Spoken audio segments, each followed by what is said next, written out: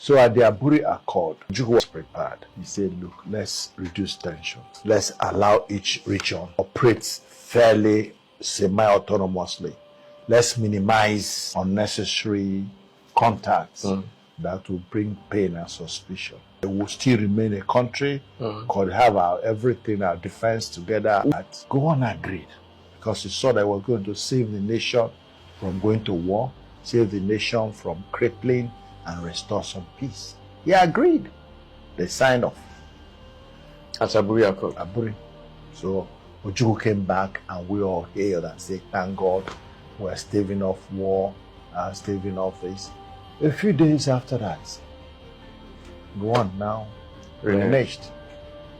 He had come, his permanent secretary, whatever, those they call super palmsecs, and they confessed, people like Asiodu, people like the former Kenzo, the former Oba of Benin, they were super palmsec then. They said they reviewed what was agreed. They found that gowon had given too much to Ojukwu. He had given too much to Ojukwu. Can you imagine? Had given too much to Ojukwu. What is the meaning of that? By agreeing that everybody should be and control. Let them know. They told him not to accept. Don't you think Western powers were behind the reason why the Aburi Accord failed? I wouldn't see what would be the real benefit of Western powers. I wouldn't see much benefit. The benefit there is that they said that was the period that the oil was discovered, the oil boom started.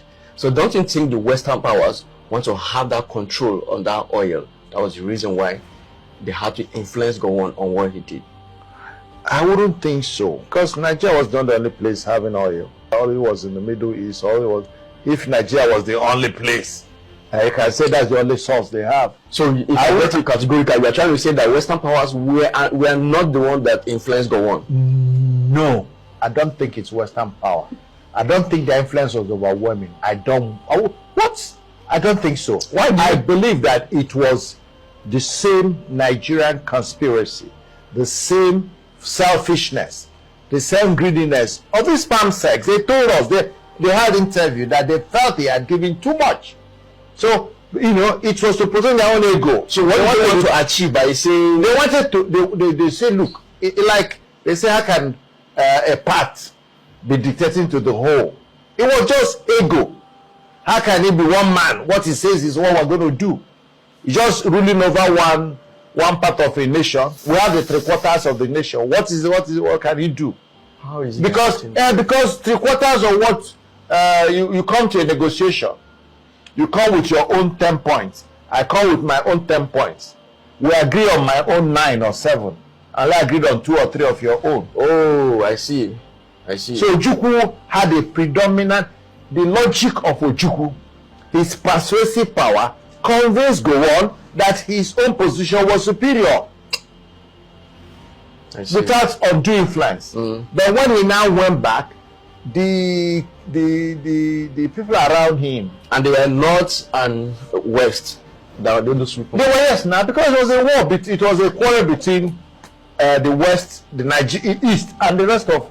As I told you, part of the reasons that this coup was carried out was to make Ojukwu the prime minister. Part of the coup, beyond fighting corruption and the poor leadership of Tafawa Balewa, they wanted to bring Ojukwu, who was imprisoned by Tafawa Balewa, to become the prime minister.